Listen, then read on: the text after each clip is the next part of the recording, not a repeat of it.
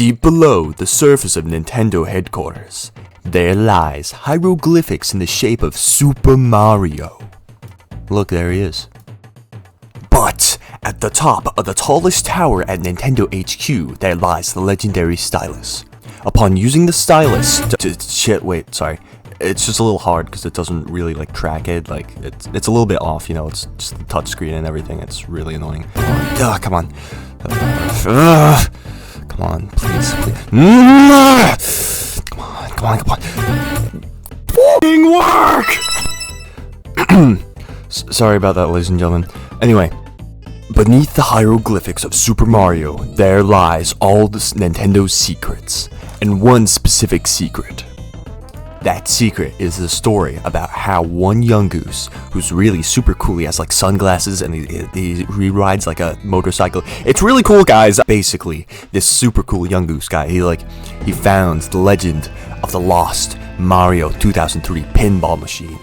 And then everyone will be like, whoa, Napoleon the Yungoos, you're a hero, you're so cool. And then I'll be all like, ladies, please.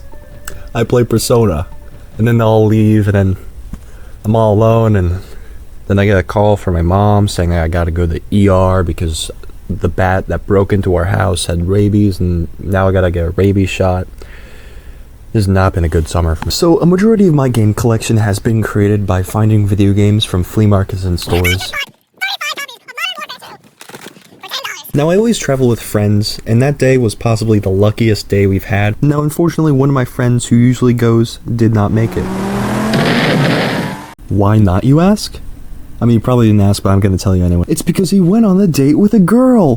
Whoa! Which sounds like such a nice moment, until you realize that once when we told him this was possibly our luckiest haul ever,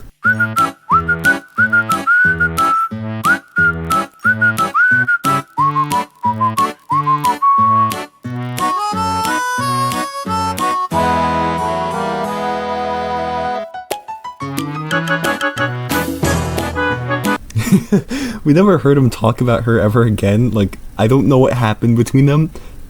She just disappeared off the face of the planet. I'm so sorry. It's not you.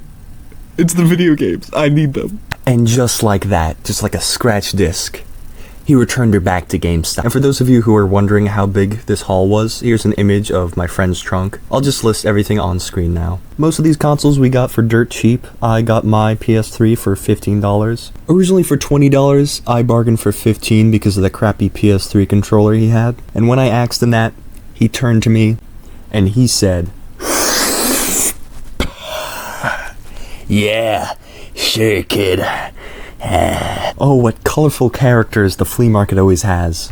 Sometimes you'll get genuinely nice people, other times you'll get absolute idiots. And other times, there's the drunk guy who tries to tell you jokes that come out as straight gibberish, but you pretend to laugh anyway, hoping that he'll just tell you the price of his SpongeBob plug-and-play, only for him to tell you, "Hey, get in my van. I've got more jokes."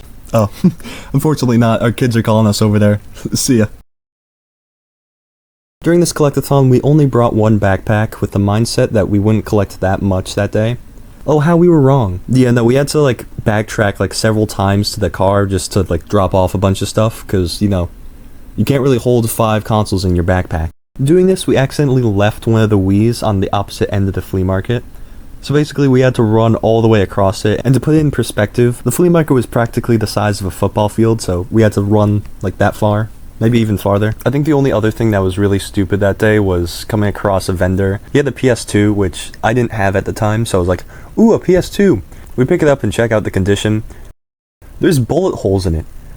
I don't know what you do with a PS2, but I play video games on it.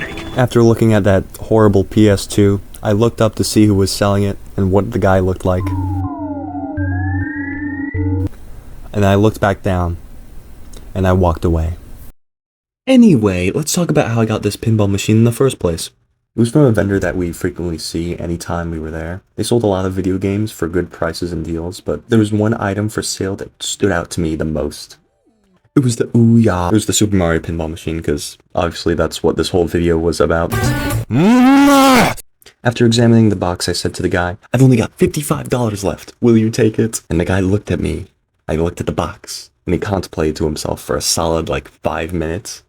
Until his friend right next to him said, "Dude, it's a pinball machine. You're never gonna touch it in your life. And if we are gonna sell it, at least we're gonna sell it to Napoleon the Yungoos, the most coolest Yungoos around. He's so cool with his motorcycle." That's what he said. That's what he said. I swear, it's everything he said. That's all. I'm quoting him. And so that day, I walked away with a rare Mario Pinball Machine. Later in the day, I asked for a price in the game store that I frequently go to, and they said it has not been sold since 2019. So I assume the price has definitely gone up. Last time it was sold was without the box, therefore I assume, it's more valuable with the box. So if it is for $200, I walked away buying it for $55. Thank you so much! Thank you for being so dumb. What? And guess what? I lied. I had $56.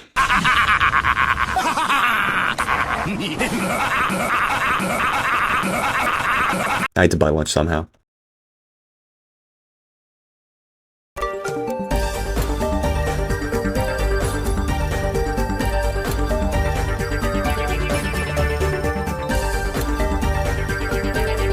Don't go anywhere. We'll be right back.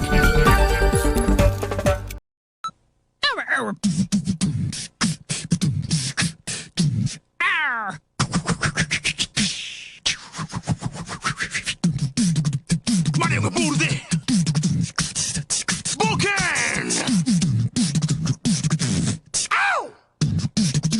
Borde boken! Borde boken! Mario borde boken! Mario borde boken! Game Boy Advance Super Mario Ball.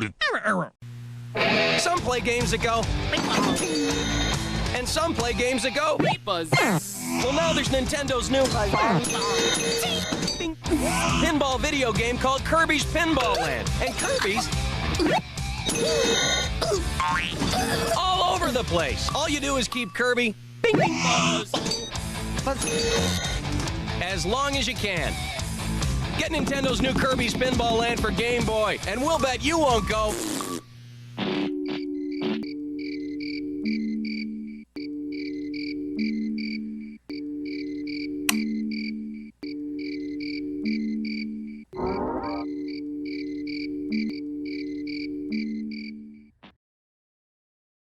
And we're back! Now it's time to finally review this thing. Finally, here it is. The elusive Super Mario 64 Pinball Machine. You've all been waiting for this, or you probably just skipped to here. Yeah, that's right, I know what you did, you piece of shit. I think the most interesting thing about this so far is that all the way at the bottom left, it says copyright 2003. By then, half of the GameCube's catalog is already out. That including Mario Sunshine, which released in 2002. So we already have the art for Mario from that era, yet this is the art they chose. I don't know, kind of just baffles me a little bit. The Mario 64 art instead of the Mario Sunshine Pinball Machine, I feel like that would have fit better. But let me know what you guys would have preferred. I don't care either way because I'm still getting paid. They really have to express it's electronic. I don't know why. Features electronic sound effects, 5 electronic bumpers, LCD digital display counter, dual flipper control, flashing light. How revolutionary for the year 2003.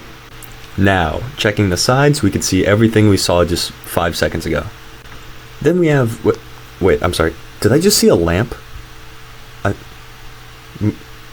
I'm sorry, I don't know about you, but I've never seen a genie's lamp in Mario 64. Yeah, I know, I don't mean to nerd out or anything, it's just... Why is that there?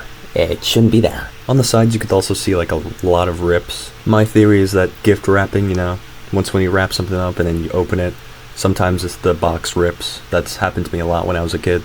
Anyway, I was a bit confused once when I first saw the back, thinking maybe it's just missing, but I'm pretty sure this is how it's supposed to come. The thing is, I can't really confirm this because I've yet to find anyone online who has the box, so I don't know. Also, here's a fun fact before we fully unbox it. I recorded this back in November of 2024.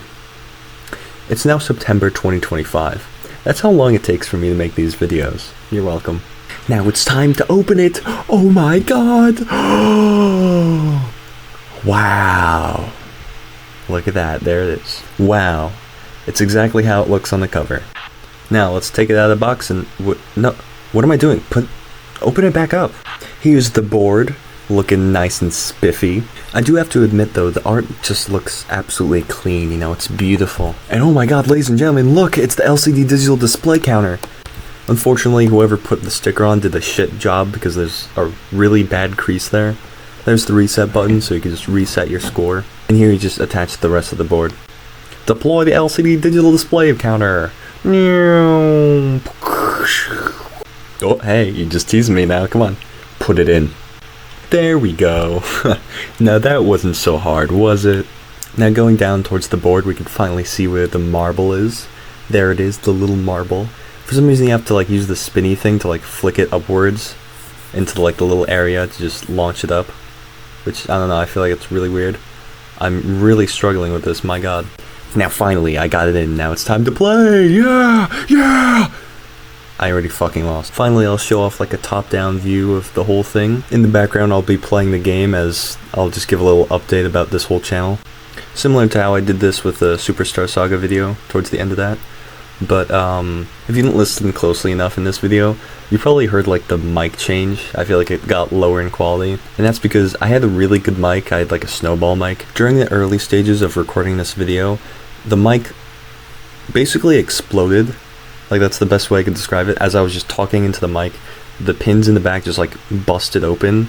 Like that's the best way I could describe it. And that entire mic just became absolutely useless to me. It was a really old mic, but it was also a pretty expensive one too, so it's very unfortunate that happened. Waited about 2-3 weeks during the summer to get like an Amazon order for a new microphone. Much cheaper microphone and a lot shittier quality. I only tested it once before saying fuck it. I'm just going to use the computer microphone, and that's worked pretty well so far. So I bet if that snowball microphone didn't explode, I feel like I would have been able to get this video out during the summer, but oh well. Another funny update, mainly on life, was during the summer we've gotten like a much bigger haul than I mentioned in this video. This haul included, I don't know how many games, but it was each for like $1, so one of those games for $1 was Twilight Princess for the GameCube, so you could tell just like how big this haul was just by saying that. I also want to mention I'll probably be taking a break from these Yungoos tales that I've been telling. Mostly because I feel like these take a long time to make, and I want to see other content that hopefully like I could make out faster. Because, you know, like I said, this was recorded back in November. I also tried making my own TV bumpers, which, I mean, I kind of enjoyed. It was a very fun project to make. Mainly because in my first ever video, I would review some of the commercials for the 3DS. So I wanted to like include something like that in the video. I can picture it now. Most people watching this video probably didn't know what was happening during that one segment. But I don't know, I think that's pretty funny. Anyway, I hope you enjoyed the story that I told. I got more projects in the future. Hopefully they don't take as long as November to September. But yeah, we'll see. Until next time. Bye.